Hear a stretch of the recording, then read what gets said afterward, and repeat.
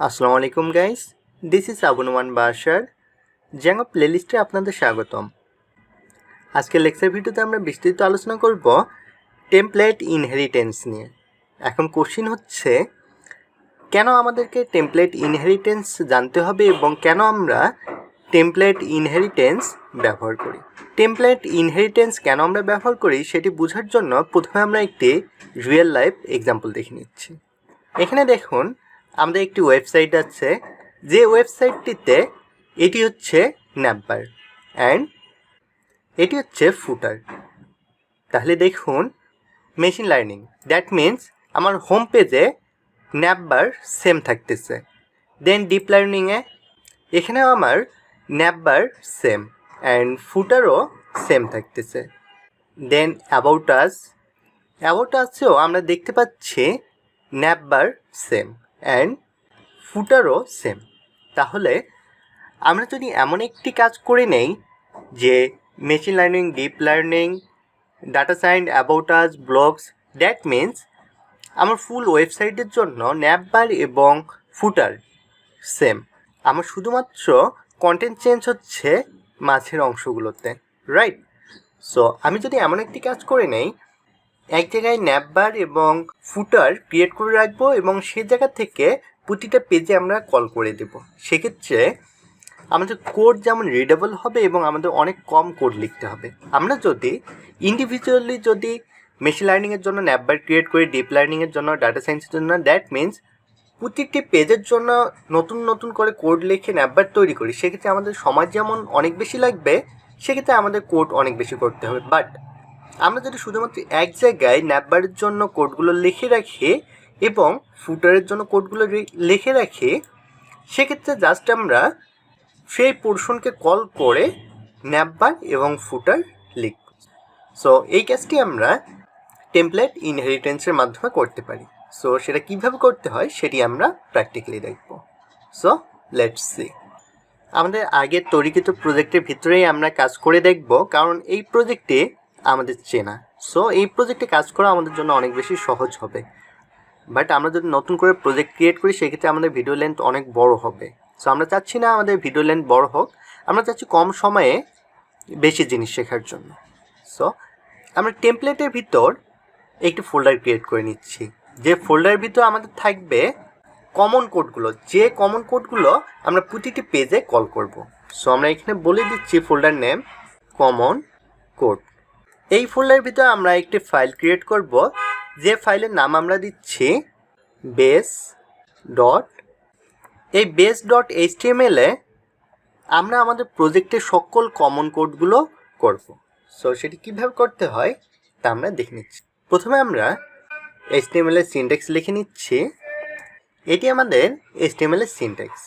এখন এই base dot এইচটিএমএলে আমরা আমাদের প্রজেক্টে, দ্যাট মিন্স আমার ওয়েবসাইটের সকল কমন কোড এখানে আমরা লিখব। সো আমাদের কমন কোড হবে টাইটেল। আমাদের প্রতিটি পেজেই আলাদা আলাদা টাইটেল থাকে। সেটি কীরকম দেখুন, আমি যখন মেশিন লার্নিংয়ে ক্লিক করছি তখন আমাকে দেখাচ্ছে টাইটেল মেশিন লার্নিং।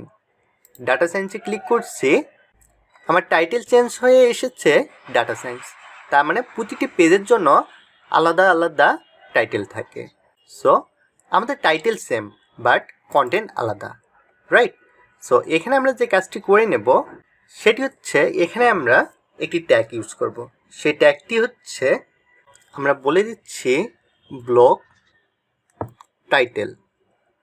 দেন আমার ব্লগটি ক্লোজ করতে হবে, যে কারণে আমরা বলে দিচ্ছি int blog title. Int blog title. আমরা প্রতিটি পেজে জাস্ট এই অংশটি কপি করে নিয়ে গিয়ে বসাবো, দেন এর ভিতরে কন্টেন্ট আমরা চেঞ্জ করে দেব। আমাদের ফুল কোড লেখার প্রয়োজন হবে না। দেন আমরা আরেকটি কমন কাজ করে নিচ্ছি, সাদামাটা একটি ন্যাপবার ক্রিয়েট করে নিচ্ছে। মনে করুন আমরা দিচ্ছি ন্যাপবারের প্রথম payment 1, then payment 2, product 1, product 2 and finally আমরা দিচ্ছি রিভিউ। তাহলে আমার ন্যাপবার এই অংশটি ফিক্সড থাকবে প্রতিটি পেজেই, বাট ন্যাপবারের পরের, দ্যাট মিন্স এটি আমাদের ন্যাপবার, বাট মাঝে এই কন্টেন্টগুলো চেঞ্জ হবে। প্রতিটি পেজে আলাদা আলাদা কন্টেন্ট থাকবে, প্রতিটি পেজে আলাদা আলাদা কন্টেন্ট থাকবে, সেজন্য আমরা এখানে আরেকটি ট্যাগ লিখব।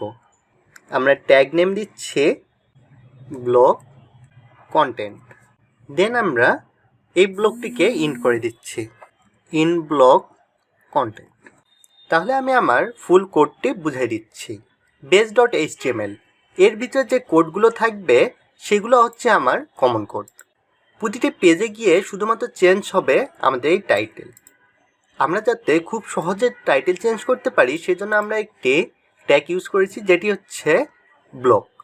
ব্লকের পর আমরা এখানে ইচ্ছামতো নাম দিতে পারি, বাট আমরা এখানে টাইটেল দিচ্ছি এই কারণে যে আমরা যাতে খুব সহজেই বুঝতে পারি যে এই ব্লকটি দিয়ে আমরা বুঝাচ্ছি যে টাইটেল নেম চেঞ্জ হবে। আমরা ব্লক টাইটেল এবং ইন ব্লক টাইটেলের মাঝে যা লিখব তাই টাইটেল হিসেবে কাজ করবে। দেন ন্যাপবার, এটি আমার প্রতিটি পেজেই কমন থাকবে। দেন আমরা আরেকটি ট্যাগ নিয়েছি, সেটি হচ্ছে ব্লক কন্টেন্ট নামে। আমরা চাচ্ছি ন্যাপবারের পরের মাঝের কন্টেন্টগুলো চেঞ্জ হবে। আমরা ব্লক কন্টেন্টের মাঝে যা কিছু লিখব তা প্রতিটি পেজে আলাদা আলাদাভাবে শো করবে। সো আমরা এটি সেভ দিয়ে নিচ্ছি। নেওয়ার পর প্রথম আমরা কাজ করব payments1.html এই ফাইলের জন্য। সো আমি এখানে সব কোড কেটে দিচ্ছি, দিয়ে আমি এই পেজে টাইটেল দিতে যাচ্ছি পেমেন্টস নামে। তাহলে জাস্ট আমি এই কোডটুকু নেব, ব্লক টাইটেল, আমি এখানে বলে দিলাম ব্লক টাইটেল, দেন এখানে আমি লিখব পেমেন্ট 1, রাইট। এটি আমি সেভ করে দিচ্ছি। আপনারা এই কোডটি একটু মনোযোগ সহকারে দেখুন। আমি এখানে এই কোডটি লিখলে সে পাবে না, এর কারণ হচ্ছে আমাকে তো বলে দিতে হবে যে এই লাইনটি কোথায় থেকে আসলো বা এর রুট পাথ কি, রাইট। তাহলে আমাদেরকে এর রুট পাথ বলে দিতে হবে। এই রুট পাথ, দ্যাট মিন্স এর প্যারেন্ট হচ্ছে base.html। এই প্যারেন্ট থেকেই সে চাইল্ড হিসেবে এখানে আসলো। তাহলে আমাকে প্যারেন্টকে বলে দিতে হবে যে এর প্যারেন্ট কে, রাইট। বা সোজাভাবে বললে এরকম হচ্ছে, এই কোডটি কোথায় থেকে আসতেছে সেটি আমাদেরকে বলে দিতে হবে। এটি বলে দেওয়ার জন্য আমাদেরকে যে ট্যাগ ইউজ করতে হবে সেটি হচ্ছে এক্সটেন্ড। দেন আমাকে একটি কোটেশন দিয়েছে, এর ভিতরে আমাকে বলে দিতে হবে সে কোন ফাইল থেকে এসেছে। সে এসেছে common.code এই ফোল্ডারের ভিতর base.html থেকে। সো আমি ফোল্ডার নেম বলে দিচ্ছি common code এই ফোল্ডারের ভিতরের base.html থেকে। তাহলে এটি আমি সেভ করে নিচ্ছি। সেভ করে নিয়ে আমি ব্রাউজারে রান করে দেখি আমার কথা এবং কাজ মেলে কিনা। সো এবার আমরা আমাদের প্রজেক্টকে রান করব। আমাদের প্রজেক্টকে রান করার জন্য এই কমেন্টটি লিখতে হয় python manage.py run server। base.html কে আমরা ইনহেরিট করেছি payments-1.html। তাহলে আমরা রান করব payments-1.html, রাইট। সো আমরা পেমেন্টসের জন্য ইউআরএল ক্রিয়েট করেছিলাম পে, দেন পেমেন্ট 1-এর জন্য আমরা ইউআরএল ক্রিয়েট করেছিলাম বিকাশ নামে। তাহলে ফাইনালি দেখুন আমার ন্যাপবার পেয়েছে payment 1, payment 2, product 1, product 2 review, and আমরা টাইটেল সেট করে দিয়েছিলাম পেমেন্ট 1। তাহলে ফোকাস করে দেখুন, জাস্ট আমার দুটি ট্যাগ দিয়েই আমার কাজ হয়ে গেল। আমাকে ফুল HTML সিনট্যাক্স লেখার প্রয়োজন হচ্ছে না বা অনেক বেশি কোড লেখার প্রয়োজন হচ্ছে না। এখন আমরা চাচ্ছি এর ভিতরে কন্টেন্ট চেঞ্জ করার জন্য। সো আমরা কন্টেন্ট চেঞ্জ করার জন্য জাস্ট এই ট্যাগটি নিয়ে কাজ করব। সো আমরা এই ট্যাগটিকে কল করে দিচ্ছি। এখানে আমি বলে দিচ্ছি this is hour payments-1 page. তাহলে এটি আমি সেভ করে দিয়ে রিলোড করব। দেখুন আমার পেয়ে গেছে this is hour payments-1 page, right. তাহলে আমরা প্রতিটি পেজের জন্য ইনহেরিট করি। জাস্ট আমরা এই লাইন কয়টিকে কপি করে নিচ্ছি। দেন আমরা পেমেন্টস 2 এর জন্য করে নিচ্ছি। পেমেন্টস 2 এর জন্য আমি এক্সটেন্ড করে নিলাম কমন কোড ফোল্ডারের ভিতরে base.html, রাইট? এটি হচ্ছে আমাদের প্যারেন্ট। এখান থেকে আমার কোডগুলো এক্সটেন্ড হবে এই পেজে। এরপর আমরা টাইটেল চেঞ্জ করে দেবো। টাইটেল চেঞ্জ করার জন্য আমরা জাস্ট ব্লক টাইটেল এই ট্যাগটিকে নিয়েছি। ব্লক টাইটেলের ভিতরে আমরা বলে দিচ্ছি পেমেন্ট 2। আফটার দ্যাট আমরা চাচ্ছি কন্টেন্ট চেঞ্জ করার জন্য। কন্টেন্ট চেঞ্জ করার জন্য জাস্ট আমরা এই ট্যাগটিকে নিয়ে কাজ করব। সো আমরা ব্লক কন্টেন্ট দিলাম, এর ভিতরে আমরা h1 ট্যাগ দিচ্ছি। h1 ট্যাগের ভিতরে আমরা বলে দিচ্ছি this is our payment two page, right? So আমরা এটি সেভ দিচ্ছি। সেভ দিয়ে ব্রাউজারে দেখব। পেমেন্ট 2 এর জন্য আমরা ইউআরএল ক্রিয়েট করেছিলাম রকেট। ফাইনালি দেখুন আমার ডিসপ্লেতে শো করছে same navbar and title payment 2 and আমরা কন্টেন্ট চেঞ্জ করেছিলাম সে কন্টেন্টটি this is our payments two page. তাহলে আমরা সেম ওয়েতে প্রতিটি পেজেই চেঞ্জ করে দিচ্ছি। আমরা প্রোডাক্ট পেজে এসে শুধু চেঞ্জ করে দেব আমাদের টাইটেল। আমরা টাইটেল নেম দিচ্ছি প্রোডাক্ট অ্যান্ড আমরা ব্লক কন্টেন্ট চেঞ্জ করে দিচ্ছি। দ্যাট মিনস মাঝের যে লেখাগুলো চেঞ্জ হবে ন্যাপবারের পরের অংশে সেখানে আমরা চেঞ্জ করে দিচ্ছি। আমরা দিচ্ছি this is our product page. Then আমরা রিভিউর জন্য সেম কোড লিখে নিচ্ছি। আমরা কন্টেন্ট চেঞ্জ করে দিচ্ছি this is hour review page and title আমরা দিচ্ছি রিভিউ। আমরা সেভ করে ব্রাউজারে দেখি। আমরা প্রোডাক্ট অ্যাপসের জন্য ইউআরএল ক্রিয়েট করেছিলাম পিডিসি নামে, রাইট? তাহলে দেখুন আমার ফাইনালি শো করছে ন্যাপবার কিন্তু সেম, রাইট? দেন আমার টাইটেল দেখাচ্ছে প্রোডাক্ট অ্যান্ড আমাদের কন্টেন্টও চেঞ্জ হয়ে যাচ্ছে। এবার আমরা দেখব রিভিউয়ের জন্য। আমরা রিভিউয়ের জন্য ইউআরএল ক্রিয়েট করেছিলাম rvw নামে।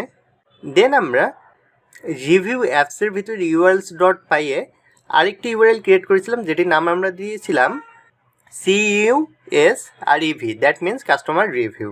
সো আমরা এখানে হিট করছি, আমাদের সেম ন্যাপবার দিচ্ছে। দেন আমার জাস্ট কন্টেন্ট চেঞ্জ হয়ে যাচ্ছে this is hour review page and আমাদের টাইটেলও চেঞ্জ হয়ে যাচ্ছে। তাহলে আশা করি আপনারা বুঝতে পেরেছেন কেন আমরা ইনহেরিটেন্স করি অ্যান্ড কেন আমাদের ইনহেরিটেন্স এত ইম্পর্টেন্ট। আমরা যদি base.html এখানে এসে এই ট্যাগগুলো ইউজ না করতাম, দ্যাট মিনস আমরা যদি ইনহেরিট না করতাম, সেক্ষেত্রে সেম কোডগুলো এই 26 লাইনের কোড আমার প্রতিটি পেজেই লিখতে হতো। বাট আমি মাত্র 5 লাইনে ইনহেরিট করে 5 লাইনের মাধ্যমে আমি আমার আউটপুট পেয়ে যাচ্ছি। তাহলে আমার কোড যেমন সহজ হচ্ছে, আমাদের পরিশ্রমও অনেক বেশি কমে যাচ্ছে। আমাদের যখন বড় বড় প্রজেক্টে কাজ করতে হবে তখন আমরা এরকম কমন অনেক জিনিস পাবো। সেই কমন জিনিসকে আমরা বারবার না লিখে এরকম একটি ফাইল ক্রিয়েট করব, যেখানে আমরা আমাদের কমন জিনিসগুলোকে রেখে সেই কমন জিনিসগুলোকে প্রতিটি পেজে জাস্ট আমরা ট্যাগ ব্যবহার করে কল করব, দ্যাট মিনস ইনহেরিট করে ব্যবহার করব।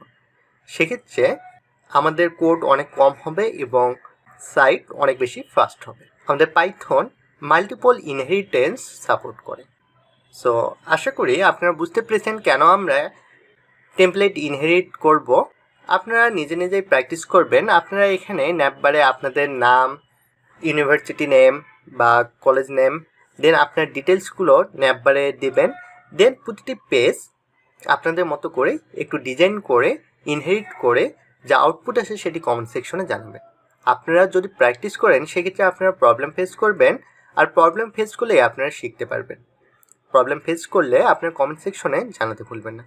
আর আপনারা যারা সাকসেসফুলি কোডগুলো করতে পারবেন তারাও স্ক্রিনশট কমেন্ট সেকশনে দেবেন। সেক্ষেত্রে যারা কোড করছে না বা যারা একটু ভয় পাচ্ছে তারা আপনাদের কোডগুলো দেখে অনেক বেশি সাহস পাবে। সো আপনাদের জন্য অনেক অনেক শুভকামনা রইল। নেক্সট ভিডিও পর্যন্ত ভালো থাকবেন। আসসালামু আলাইকুম।